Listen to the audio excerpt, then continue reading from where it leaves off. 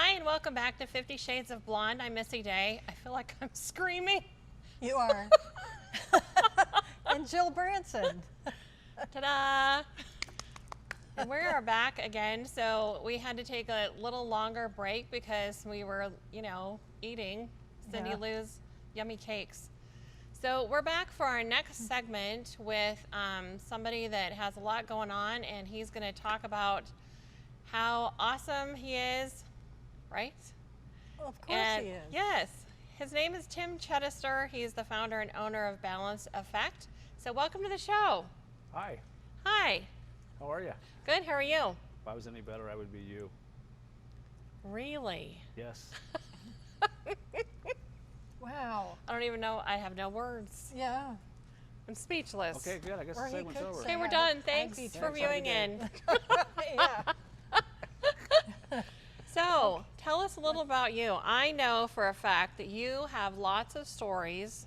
Lots of stories. Yeah. Lots of stories. Yes. And you've got a lot going on. And you're a fellow John Maxwellian. Maxwellian? Not to be confused with A Orwellian. Yeah. DMTer? Okay. Okay. So, All right. where would you like to start? Oh gosh, how much time do you have? You have 15 minutes. Okay, Hurry so up. I'll have to give you. I'll have to give you the Reader's Digest version. Okay. Well, basically, I'm a life coach, leadership coach, trainer, speaker, and it didn't start out that way. I started out in sheet metal and air conditioning, and before that, I spent a lot of my time just kind of going through life, just not knowing what I wanted to do, and I didn't have a purpose. And at some point in time in my 30s, I started to realize that things were not lining up. You know, I was searching for something, but I didn't know what I was searching for. And when I moved from my hometown to Las Vegas, something kind of shifted for me, and I started looking at my life in a different way. And then I got involved in personal growth work, and it was that changed everything around for me, where I started to become familiar and actually become acquainted with who I have become, which eventually evolved into being a speaker and a trainer and a life coach. So it was discovering what it was that I was supposed to be doing, finding my passion, as it were. So, what do you think that one thing was when you were going through your personal growth that really spoke to you the most, that made you change? Well, it's interesting because I was in sheet metal and air conditioning in my hometown, and then when I came here, I was a construction inspection material tester. All right, and so I worked with concrete truck drivers. Okay, I'd go on job sites, and I would talk to the concrete drivers all the time. And one day, I'd already done some personal growth work, but one day there was 9 different concrete drivers. All right, and it just kind of all just fell into place, because each time a concrete driver would get out of their truck and they'd come out and I'd look at their batch tickets and whatnot, and I knew all these guys because I see them all the time. But this day was different, because I would ask one guy, the first guy, "Hey, how you doing?" And they would say, "Same old schnitzel." All right. And then the next guy, asked him the same thing, "Same old schnitzel." And then I asked the next guy, "Same old schnitzel." And obviously I'm starting to see a pattern here, And after 9 drivers, 9 of them, they all said the same thing. Exactly the same thing. Wow. And I thought to myself, if that's not a sign of something, I'm not sure what it is, because as I would talk to them, I found myself feeling the need and the desire to talk to them about something more, because I was starting to do personal growth work, and I was feeling a change in my life.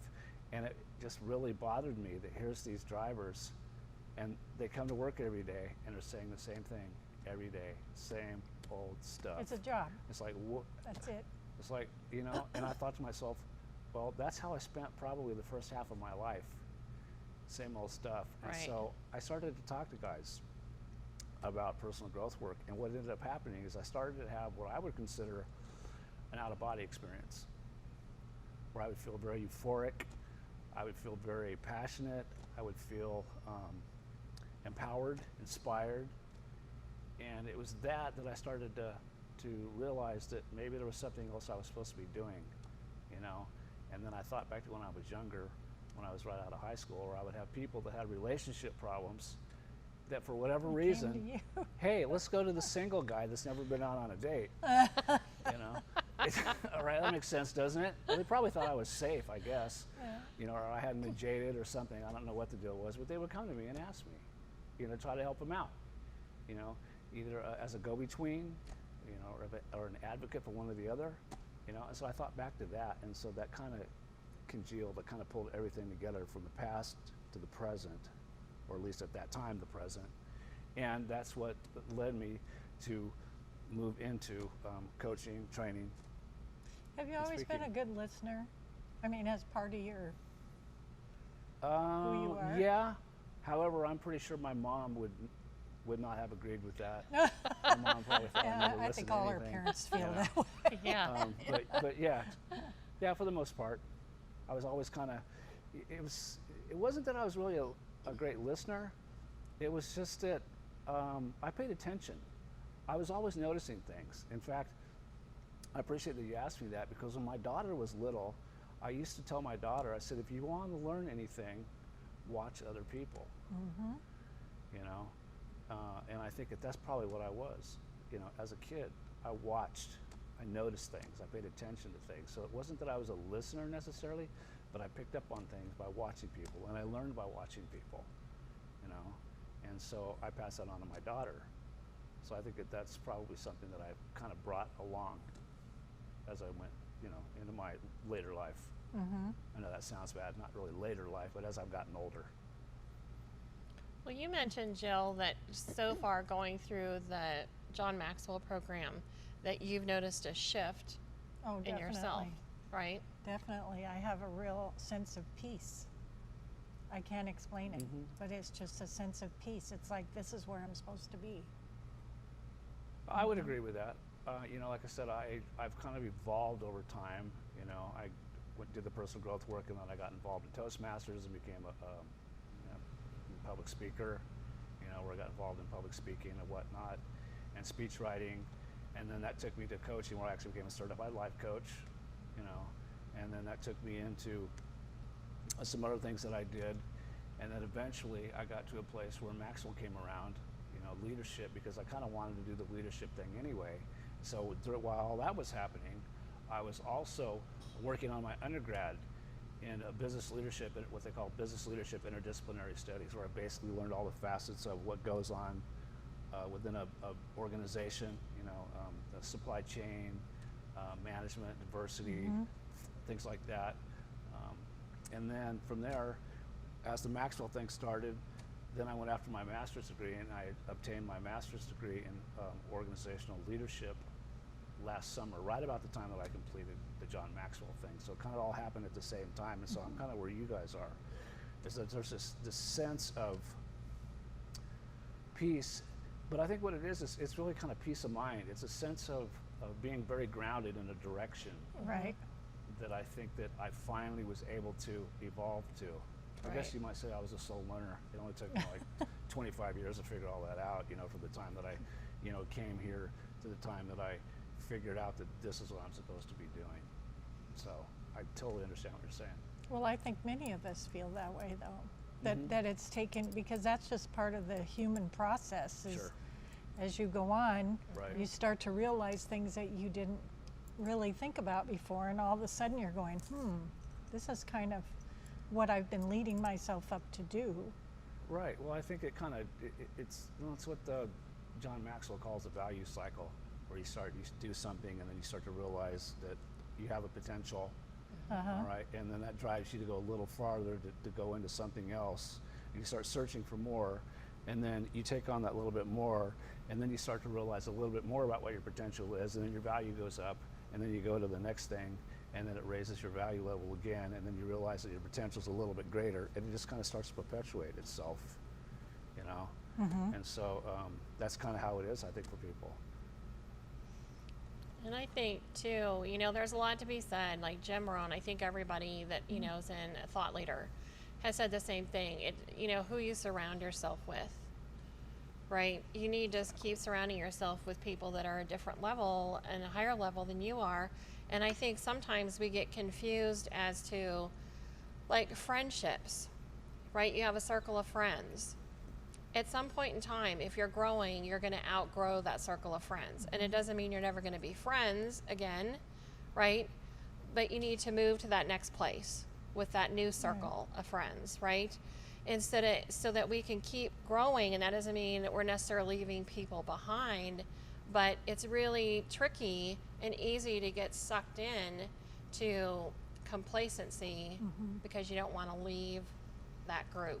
It's familiarity, you Well, yeah, know, the it's- comfort zone. Well, it's so to interesting you speak. say that because at the beginning of this journey, I was in a really bad place in my life, and I had somebody actually pull me out of a situation I was in where I was actually living in Section 8 housing, going way back, and I had a really bad problem that I needed to get away from, and so somebody helped me pull me out of that, and I knew in that moment that the only way that I was going to get away from it and get better for me was to get away from that. So I hear what you're saying is that you have to understand that you have to get away from the things that are going to stop you and slow you down. And at the Right. same time, as you move forward, you kind of go through that cycle. All right, so this person is like you've heard a reason, a season, or a lifetime where people come in and out of your lives, and they're in your Right. life for a while, and then you evolve and you grow, and those people are no longer in your life because for whatever reason God put those people in your life for a short period of time, Right. or for some type of a purpose or a lesson, and then you move on and you grow, and then they drift out of your life, and then somebody else comes in. So you're leaving someone else to make room for someone else to come in to Yes, your life. I love Right. that. Yes. Right. And it's like anything, and Julia will testify to this. It's like we tend to want to hang on to things, people, whatever, because it makes us comfortable.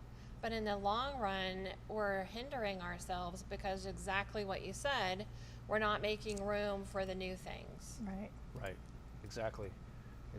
Yeah, that was just something that I had to learn over time. You know, I think it just kind of naturally started to happen where I would see it happen. And I just got to a place where I began to accept it. Instead of trying to stop it, I recognized it as something that I was going through, and it was my journey, my evolution that was happening. And so I just learned to open my arms and just accept it as it came in, as Right. it happened. And I understand that totally because that's one of several jobs that I've had in the past. Not that I've had a million jobs, but in those jobs, Sure. She has. I have, but I'm very loyal, and so it was always really hard for me to leave, even though I knew it was time to go. Sure. You know, because it's like you feel like you're letting them down or whatever it is, but in fact, it's just what needs to be done. That's Sure. Right. it. Sure. Got to move on. So let's talk about balance effect. Yes. Okay. Let's talk about that. Okay, let's. So balance effect is your company. Yes. So tell us about the topics, subjects that you specialize in. Well, obviously, there's personal growth, okay? I talk about communication. I work with team building, all right, with Balance Effect. And then mindset. And on the personal coaching side, I work with individuals to help them to grow, to move into what it is that they say that they want. Really kind of more purpose-driven. You know, what is it that you want to do? Because obviously, my experience and my background, I'm really very passionate about helping people to find their purpose and hopefully help them find it sooner than what it took me to find it, because a lot of Right. years got by, and I want to help people to get past that, and I help them to understand that there's a place for them to go, all right, and it doesn't have to take as long, and I get to support them in doing that in quicker, if you will, all right. So then obviously I do the coaching, purpose-driven coaching, communication, and career change, possibly, if that's something that they're looking at as well, and building confidence, all right. Relationships occasionally, but not so much, not as much as I used to, you know, but those are some of the things that I do on the coaching side. And then obviously because of the Maxwell, when John Maxwell became involved, or I became involved with John Maxwell, that's when the leadership came in. Now, when I look back, one of the things that I realized is that when I look back, leadership is really leadership of self, okay? And so what I've done is I've incorporated that into the coaching side of it, leadership itself, and then taken that also into leadership into organizations or small business owners, where I deal with the entrepreneurs that are looking to grow their business, you know, and then I have to remind them, or as we go to work together, is that I'm helping them to grow themselves in order to grow their business. Because once you can bring the value to yourself, it's at that point that you're going to bring value to your business, because there's a connection between the two. So those are basically the things that I do generally, and then I do speaking, you know, keynotes and whatnot, and so those are some of the things that I work with, some of the things that I do. Awesome. So tell our viewers how they can get a hold of you. Which camera am I at? You're right there, camera 6. That one right there. Say that again. Ask me again. How they can get a hold of you, our viewers. How can you get a hold of me? You can reach me at tim@balanceeffect.com. All right. You can also reach me through my website, which is balanceeffect.com. And I'm here in Las Vegas. Awesome. Thank you for coming on the show today. We appreciate your time. And that wraps it up for another edition of 50 Shades of Blonde. Stay tuned. We'll be back next month on September. We'll let you know. It's September 2. I forget the other numeral. But we'll be back next month. Thanks for tuning in. Bye.